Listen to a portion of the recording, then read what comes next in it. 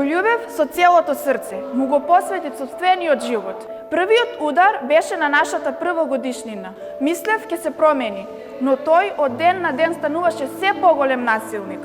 Кога решив да се откажам од него, тој сакаше да ме убие. Едва и се спасив.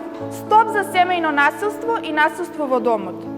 Каде си? Со кого си? Зошто носиш краток фустан? Не смееш да одиш таму. Има да биде јас како што ќе кажам. Стоп за психичко насилство врз жените и девојките. Време е да ставиш крај. Немој повеќе да бидеш жртва. Прекини го кругот на насилството. Пријави го насилството.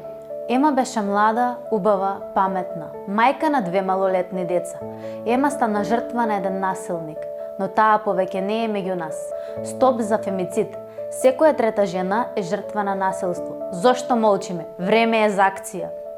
Незините солзи ќе пресушат, но лузните во срцето ќе останат за секогаш.